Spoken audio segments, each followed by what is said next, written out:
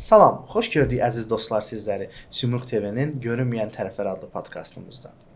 Bugünkü mövzumuz psixoloji allergiyalar, stress bədəndə allergiya yarada bilirmi haqqındadır.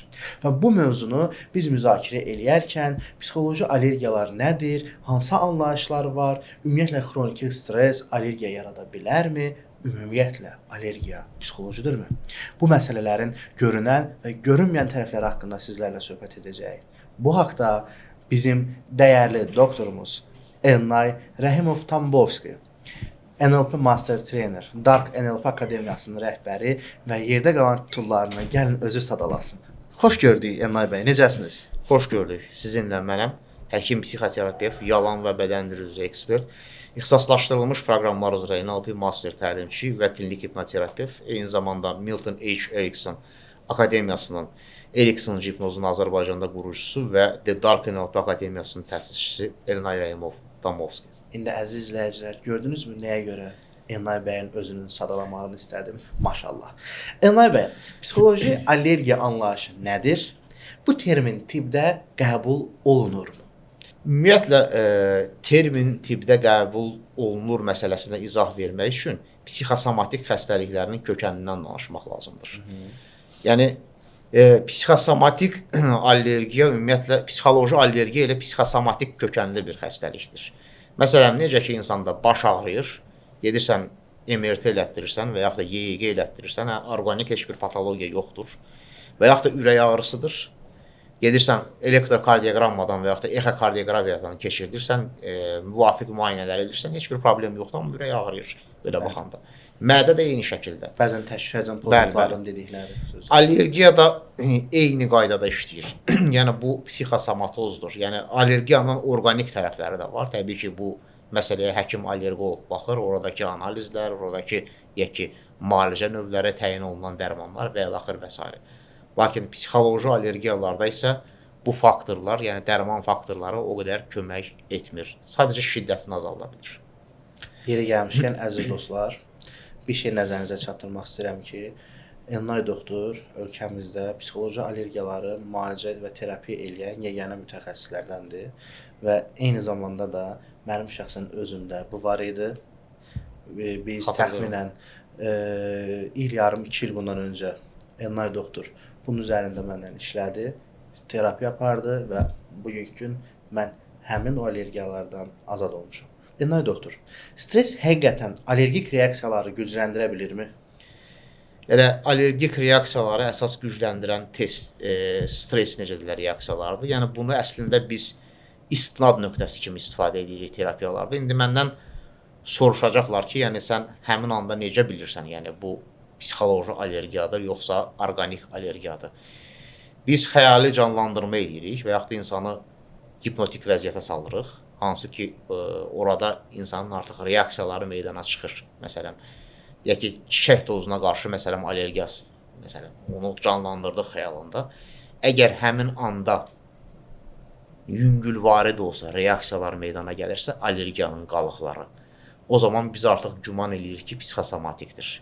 Əgər yox, o testdən keçmirsək, biz güman edirik ki, bu böyük ehtimal ki, orqanikdir. Amma burada məsələ burasındadır ki, hər iki kökənli də ola bilər. Onda artıq vəziyyət bir qədər də mürəkkəbləşir. Yəni, həm allergoloqun müdaxiləsi lazım olur, həm də psixoterapevtin müdaxiləsi lazım olur. Siz elə mənim suallarımdan artıq birini demək olar ki, cavablandırdınız. Ola bilərmi ki, deyəcəkdim, həm allergiya psixoloji kökənli, həm də fizioloji kökənli olsun. Elnay doktor, siz zaten Azərbaycan Tibb Universitetinin tələbəsi olduğunu bitirmişsiniz, yəni həkimsiniz, zamanında oranı oxumusunuz. Həkim ilk öncə səhv eləmirəmsə laborant, sonra isə psixiatrsınız. Yəni, bir həkim kimi sizə sual vermək istəyirəm, eyni zamanda bir psixoterapevtsiniz. Hansı dəri xəstəlikləri konkret olaraq deyə bilərikmi ki, stress zamanı daha da gürlanmağa başlayır, daha da alovlanmağa başlayır və o tip dəri zöhrəvi xəstəliklərində biz mütləq təkcə dermatoveneroloq yox, yəni dermatoloqa yox, eyni zamanda bir psixoterapevtə, bir psixiatra yaxud da bir nevroloqa müraciət etməliyik. Yəni, bu ən çox rast gələn dəri ekzemasıdır və psoriazdır. Yəni.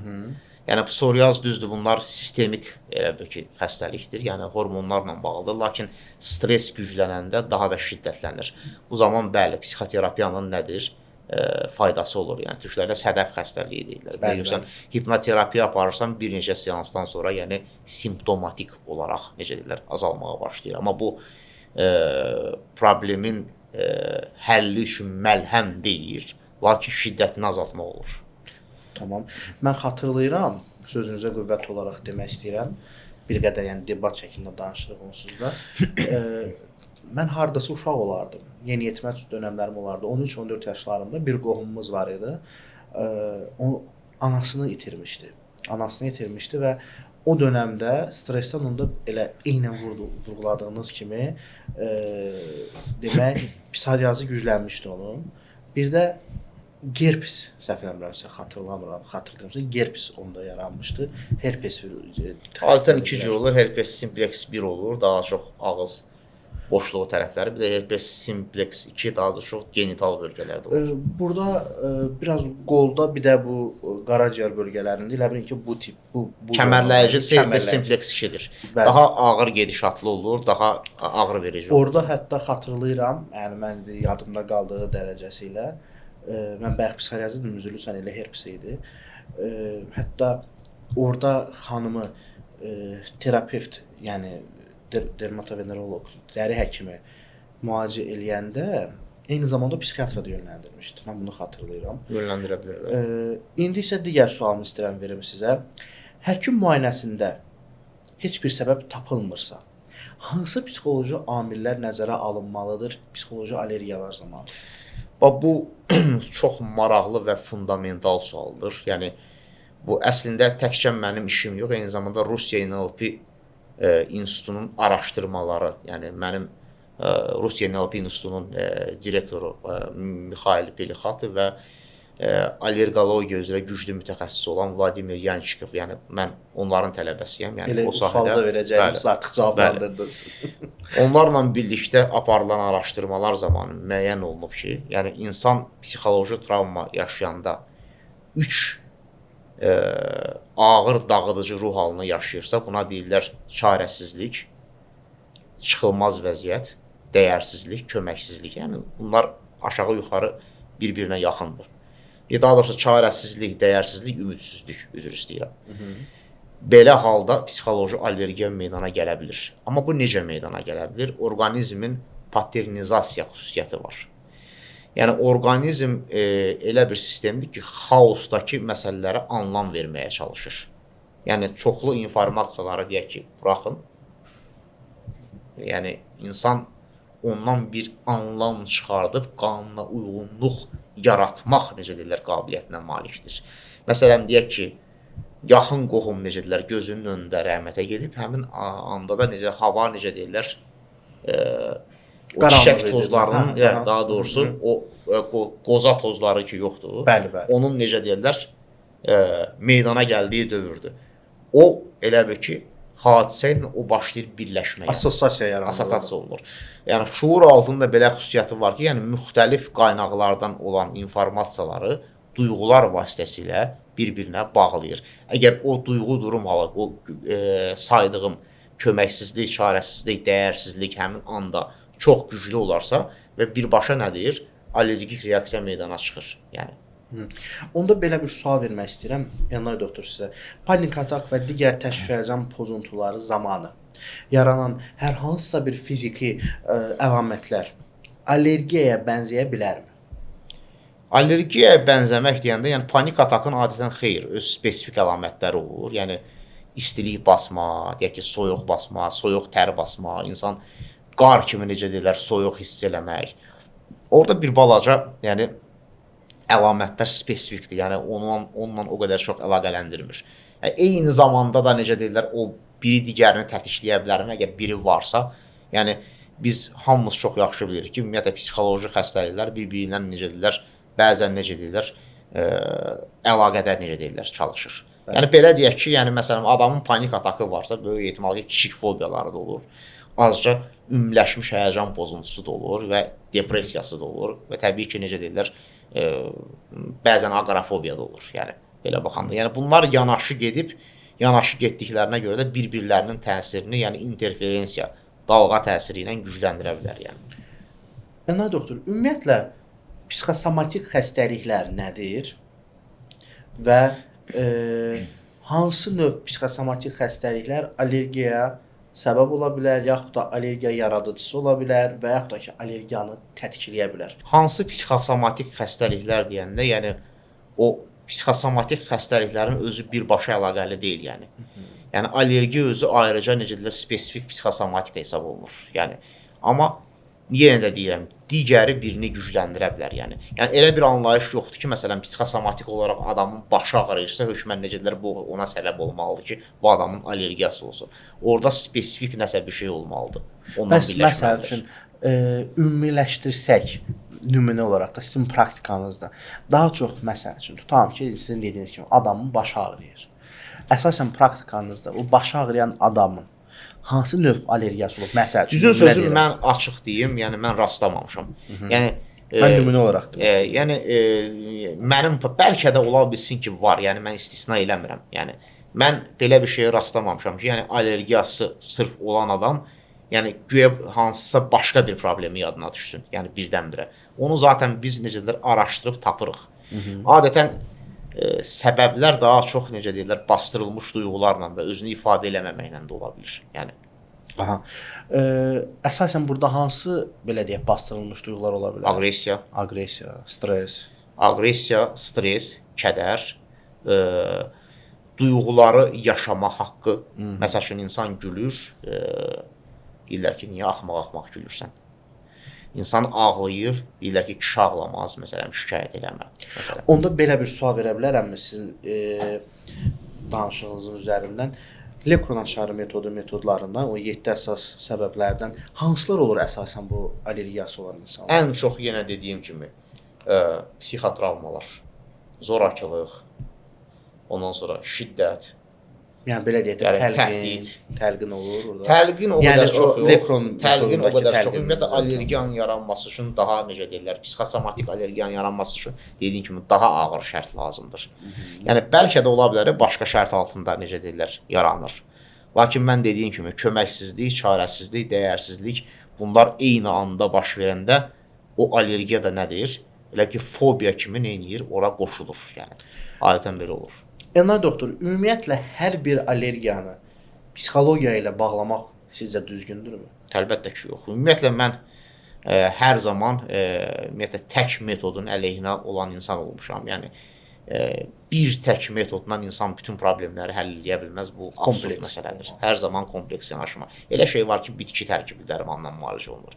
Elə şey var, kimyəvi dərman lazım. Elə şey var, əməliyyat olunmalısan. Elə şeylər var, məsələn, adi psixiatriyanın özündə məsəl üçün elə metodlar var ki, məsəl üçün elektrokonvulsiv terapiyadır. Məsələn, insan bir də görsən dərman müalicəsi effekt vermir, məsələn. Yəni depressiya və yaxud da obsessiv kompulsiv pozuntu və yaxud da şizofreniya ilə maniakal fazası elə bir həddə çatır ki, ancaq elektrokonvulsiv terapiya necə deyirlər, tələb olunur ki, onu neytrallaşdırmaq üçün. Düz onun da özündə fəsadları olur, yaddaş itkisi olur, yəni bir başqa problemlər olur. Amma bu daha çox işin elə bir ki, bioloji tərəfidir, hələ kimyəvi tərəfi deyil.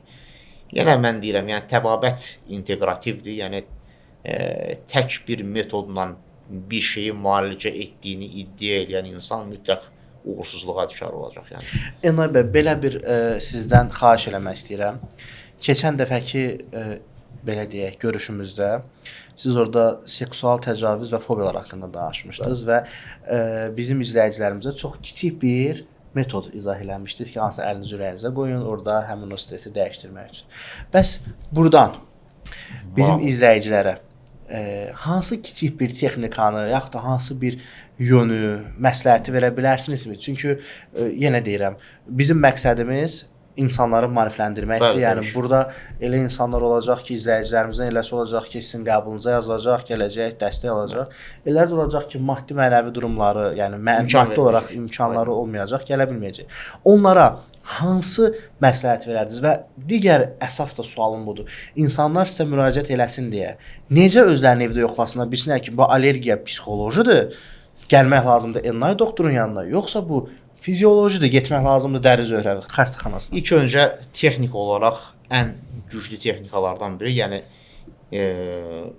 belə deyək də, yəni istənilən şəraitdə ki, sən özün özünə yardım edə bilərsən. Bəli. Bu kvadrat nəfəs alıb verməkdir. Kvadrat nəfəs alıb vermək nədir? Yəni sağ əl sinənin üzərinə qoyulur, ya ki, sol əl göbəyin altına qoyulur. İlk öncə burundan, dərindən nəfəs alınır və ağciyər doldurulur. Deyək ki, 5-10 saniyə saxlanılır, sonra ağızdan yavaş-yavaş verilir. Nəfəs verəndə də təxmini 5-10 saniyə saxlayırsan. Həm nəfəs alma və həm nəfəs vermə aktında tənəffüs 2 dəfə tutulur. Bəli. 2 dəfə tutulur və bu təxmini nəfəs alıb verməklə birlikdə, yəni 50-100 necədir belə tənəffüs hərəkəti daha faydalı olur ki, o durumu neytrallaşdırmaq üçün. İndi sual verə bilərsiniz ki, bunun yəni elmi cəhətdən bir xüsusi bir təsdiqi varmı? Yəni bu haqqda necə deyirlər, mən kifayət qədər informasiya necələr verə bilməyəcəm. Yəni əsas odur ki, yəni bu metod işləyir. Yəni, bəli, məncə də Elnay doktor, bəzi situasiyalar var ki, bu bizim elə hər birimizin subyektiv fikridir. Elmi isbatın olması önəmli deyil, fayda versin. Əsas odur ki, fayda verir. Çünki tibbdə də bəzən elə vəziyyətlər olur ki, məsəl üçün adam gəlir, deyək ki, vəziyyəti çox pisdir, deyək ki, bağırsaq keçməməzliyi var məsələn. Deyək ki, xərçəng xəstəliyi, şiş xəstəliyi tutub deyək ki, o bağırsağı. Sən həmin anda ona o dəqiqə diaqnoz qoya bilmərsən ki, yəni bağırsaq keçməməzliyi varsa, deməli ölüm təcili yardım göstərməlisən. Sən əməliyyat eləməlisən, ondan sonra oradan nümunə götürüb biopsiyaya göndərəcəksən, ondan sonra diaqnoz müəyyənləşəcək, kimyaterapiyadır, radioterapiyadır və yaxud da dərman necə deyirlər, target terapiyasıdır və yaxud da immunoterapiyadır, orada təyin olunacaq. Yəni bəzən necə deyirlər, nədir? Bizim yəni ona necə deyirlər, vaxtımız yoxdur. Hətta belə bir misal da deyə bilərəm. Bir də görsən insan boğulanda, adətən traxestomiya deyilən bir şey var da, yəni reanimasiyada. Yəni qırtlaq necə deyirlər deşilir ki, orada insan nəfəs ala bilsin. Hətta hərbi səhra cərayanda əlində mismar varsa onunla da edə bilərsən onu. Yəni o başqa yolu yoxdur yəni həmin anda. Yəni ekstrem vəziyyətlərdə yəni sən buna baxmırsan. Yəni, bu elmi cəhətdən təsdiq olunmuş metoddur yoxsa yox. Amma təcrübələr göstərir ki, yəni bu neytrallaşdıra bilir yəni. Bəs evdə özləri yoxlasın deyə. Evdə özlərini yoxlamasını məsləhət görmürəm. Nəyə görə? Çünki evdə özlərini yoxlayıb daha pis vəziyyətə sala bilərlər. O mənada yox. Yəni hardan əmin olsunlar ki, əmin ola bilməzlər. Yəni mütəxəssis yoxlamalıdır. Onda belə çıxır ki, mütləq hər bir halda allergiyası olan insanlar eyni zamanda mən dəri zöhrəvi həkiminə müraciət etdiyi belə deyək, sözünüzü kəsirəm. Amma hardan başlasınlar bilir? Yəni hər zaman bunu yadda saxlamaq lazımdır ki, ən ağır olanı, ən dəqiq olanı, ən orqanik olanı, ən həyati vacib olanı çıxdaş olunmalıdır. Bəli. Yəni birinci, hətta belə deyim də, hətta panik atak olan insan belə simptom psixolojidir da problem, düzdürmü? Əslində ilk öncə necə psixiatra müraciət eləməməlidir. Biz birinci göndəririk müraciət eləməlidir ürək həkiminə, çünki o da eyni əlaməti verə bilər. Əgər zob varsa, tireotoksikoz zob varsa, o da eyni əlaməti verə bilər. Başa düşürsənmi? Yəni sən onları daha təhlükəli xəstəliklərə çıxdaş eləməlisən ki, burada deyək ki, burada heç nə yoxdur. Hər şey qaydasındadır. Hansı bioloji faktor yoxdur. Bəli. Bioloji faktorları aradan qaldırandan sonra, bəli, necə deyirlər, müraciət edə bilər bizə. Eyni zamanda ağrılar da bura aiddir. Deyək ki, başda ağrı var, bəzən deyək ki, mənim başımda ağrı var, necə deyirlər, gəl bunu kəs deyir, məsəl üçün. Psixosomatik ağrılarla biz hipnozla işləyirik. Mən deyirəm ki, bu ağrının diaqnozu qoyulubmu? Qoyulmayıbsa onu mən kəsə bilmərəm, yəni. Bəlkə o elə beynində necə deyirlər, bədxassəli şişdi, mən onun ağrısını kəsəcəm, o prosesini sürəcəksən, öləcəksən. Bəli, doğrudur. Ona görə. Belə bir sual vermək istəyirəm, Elnay doktor. Allergiya xəstələrində, yəni psixoloji baxımdan ikinci il qazancı olurmu? İkinci il qazanc demək olar ki, psixoloji xəstəliklərin allergiyaya səbəb ola bilər. Demək olar ki, çoxsunda var. Yəni ikinci il qazanc nədir, yəni? Allergiya müəyyən bir fonda meydana çıxır ki, onun əsas necə deyirlər problemini neynəsin? Örtbasdır eləsin. Yəni əsas problem o qədər ağır gəlir ki, şuur altı zehin məcbur onu bastırmağa lap dərinlərə. Və allergiya da necə deyirlər meydana çıxır ki, deyirsən, yaxşısı budur bununla məşğul. Yəni bu əslində metaforik olaraq izahdır. Yəni onu daha çox nə zaman bilmək olur? Yəni insanla qatman-qatman işlədikdən sonra bilmək olur ki, yəni hər bir necə deyirlər psixosomatik necə deyirlər problemin altında yatan fərqli-fərqli dinamikalar var, fərqli səbəblər var. Yəni deyirəm, insanın keçən dəfə mən böyük bir xəritəni izah eləmişdim. Bəli, Yəni bəli. depressiv tipli insanlarda bu başqadır. Həyəcanlı tip insanlarda bu başqadır. Uğurlu da Uğurlu başqadır. ekstravert başqadır. Eyni zamanda meditativ tiplərdə tamamilə ayrı-ayrı səbəblər tapıla bilər. Adətən uğurlu və necə deyirlər, meditativ tiplərdə bu rahat müalicə olduğu halda həyəcanlı və depressiv tipdə çətin müalicə olunur. Nəyə görə? Çünki zəmin oradadır. Yəni izah elədiyim kimi, əgər otaqda 20 nəfər adam varsa, sən o adamlara zəncirlə bağlısansa, oradan çıxanda sistem güclüdən tərəf çalışır. Doğrudur. Ona görə səni çəkəcəksən, nə edə bilərsən sistemə? Icebergin görünən hissəsi var, görünməyən tərəfləri var. Yəni, Titanic məsələsi. Həm eyni şeydir yəni. Enay doktor, son bir neçə sualımız qalıb. Belə bir sual vermək istəyirəm. Siz ümumiyyətlə psixoloji allergiyaları müalicə eləyərkən, terapiya eləyərkən hansı metodlardan istifadə edirsiniz və sizin özünüzün bu müalicədə, bu terapiyada hər hansı bir spesifik və öz yaratdığınız bir metod varmı? Ki inanıram ki var. Təbii ki, yəni istinad hər zaman birinci Eriksoncu hipnozadır. Çünki Eriksoncu hipnoz bazadır, bir məktəbdir. Yəni Milton H. Erickson özü hipnozun dünyada atası olaraq tanınıb. Yeganə insandır ki, həm psixologiyada, həm də psixiatriyada professordur. Yəni onun işləri, onun necə deyirlər, sələfi, yəni məktəbi çox böyükdür. Yəni ondan bəhrələnmə var. Təbii ki, burada neurolingvistik proqramlama var, optimum balans modeli var, hansı ki, tamər dövrü sistem düşüncəsini inkişaf elətdirib, ondan yararlanırıq. Və təbii ki, mənim üzərində 10 il işlədiyim, 10 il üzərində işlədiyim və nəhayətdə 9 il bundan qabaq, yəni keçən il tamamladığım Neurounification modeli, yəni üçlük insan tanıma, psixoterapiya və fəlsəfə sənəti. Yəni burada daha çox səbəb-nəticə əlaqələri üzərində qurulur və daha çox multifaktorlar nəzərə alınır. Yəni allergiyanın yarada bilən, necə deyirlər, bütün səbəblər hamısı bir-bir incələnir konkret olaraq. Səbəblər təkcə tapmaqla deyil, eyni zamanda biz bilirik ki, təkcə səbəbi bilməklə insan müalicə oluna bilməz. Çünki əgər bir travma meydana gəlibsə, bu məntiq əsasında meydana gəlməyibdir. Yəni məntiq əsasında meydana gəlməyib, sadəcə necə təkrarlar əsasında meydana gəlib. Məsələn, bir uşağa deyəndə ki, sən bacarıqsızsan,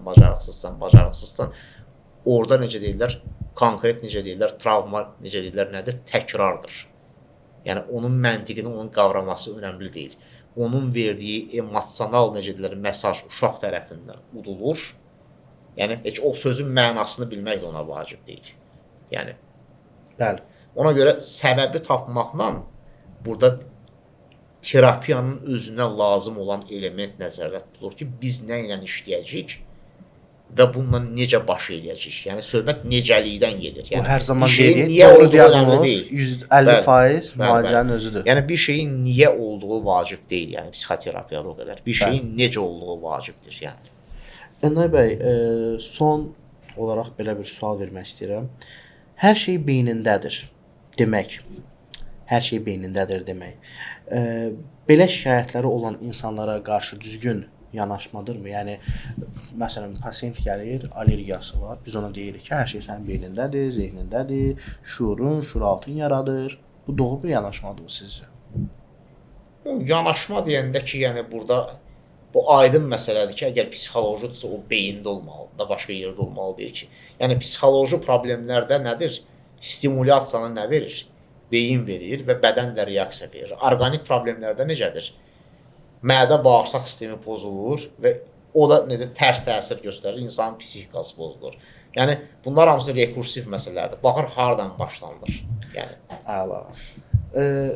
Son olaraq yenə bizim spesifik sualımızı veririk. Enay doktor, psixoloji allergiyaların ümumiyyətlə stres zamanı bədəndə yaranan allergiyaların, adi digər allergiyaların görünməyən tərəfləri. Görünməyən tərəfləri. Bax, bu çox maraqlı sualdır. Yəni görünməyən tərəfləri odur ki, bəzən allergen dediyim kimi spesifik olur. Məsələn, deyək ki, biri apelsindir. Bəli. Və yaxud da deyək ki, günəşə qarşı allergiyadır. Məsələn, məndə belə idi, xatırlayırsınız. Amma bir də var ki, deyək ki, toza qarşı allergiya. Yəni tozun tərkibində bilmirsən ki, hansı elementə qarşıdır. Və ya da taxtadır, hansı taxta, hansı tekstura, hansı ağac, məsələn, hansı ağacın taxtası. O allergen necə deyirlər, bəlli olmayanda, yəni o allergeni necə deyirlər, ümumiyyətlə texnika nədən ibarətdir? Ümumiyyətlə allergen bəlli olanda bu çox maraqlı bir mövzudur. Məsələn, deyək ki, adam necə deyirlər, apelsindən allergiyası var. Biz ona komplementar tapmalıyıq. Ona komplementar nədir? Sitrus meyvələrindən biri limondur. Yəni indi mən burada texnikanı tam dəqiq izah eləməyəcəm, ona vaxt yoxdur. Sadəcə elə bir necə deyirlər, oxşar seçirsən ki, o dublikat olanda, yəni terapiya əsnasında onu müalicə edə biləsən, ona yaxın bir şey olmalıdır. Amma allergen məlum olmayanda tozun tərkibində milyon dənə maddə var. Nə bilirsən, qumdur, məsələn. Hər bir şey. Nə bilim, nə istəyirsən var. O allergeni tapa bilməyən də o orijinalı da necə deyirlər, ona uyğun olan şeyi də tapa bilmirsən. Ona görə bəzən seanslar davam eləyir, insan necə deyirlər, fırlanır. Orada bir balaca əl yordamı ilə hərəkət edirsən. Yəni sezgisel olaraq, təcrübələrə dayanaraq artıq təxmin edirsən, necə deyirlər. Təxmin edirsən ki, bu tozun tərkibində necə deyirlər, nə var? Yəni allergiya konkret hipnozla bunu bilmək olur orada. Hipnozla bilmək, bu da maraqlı bir sualdır. Hipnozla ümumiyyətlə ideomotor verilən suallar var, amma hipnozla elə bir ki, verilən cavablar hökmən deyək ki, o reallığı olsun. Yəni o adamın öz reallığı da ola bilər. O adam əslində bilsən necədir? Heç o şeyə allergiyası yoxdur, amma o adam inanır ki, onun bu şeyə allergiyası var. Hipnozda da belə bir ön varsayım var ki, insanın inandığı psixosomatik olan, reallığa uyğun olan şeyi o hipnozda həyata keçirmək mümkündür. Yəni insan inanırsa, amma eyni zamanda da bunun sağalması həqiqətə uyğunsa, real fakt kimi təsdiqlənibsə, yəni həm onun inancı ilə reallıqdakı olan statistika uyğun gəlirsə, o zaman bəli, sağalma baş verə bilər. Yəni mənim uğursuz allergik pasiyentlərim olubmu? Bəli, olub. Yəni bunu etiraf edirəm. Bu normaldır tamamilə. Yəni heç bir metod, necə deyirlər, universal deyildir, heç bir metod məlhəm deyildir. Yəni, ümumiyyətlə, psixoterapiya sadəcə bir elementdir, hipnoz sadəcə bir elementdir, bir çarə deyil, bir vasitədir. Hansı ki, həkim, necə deyirlər, psixoterapevt biliklərindən istifadə edərək onu tətbiq eləməyə çalışır. Doğrudur. Belə, əziz dostlar, bugünkü qonağımız Elnay Rəhimov-Tambovski idi. Psixoloji allergiyalar varmı? Stres bədəndə allergiya yarada bilərmi mövzusunda danışdıq bugün. Görünən və görünməyən tərəflərini danışdıq. Sonda isə əziz dostlar, bir daha nəzərinizə çatdırmaq istəyirəm ki, siz bizim podkastımızı Simurq Psixologiya və Spiritüalizm Mərkəzinin sponsorluğu ilə izləyirsiniz. İzləmədə qalın.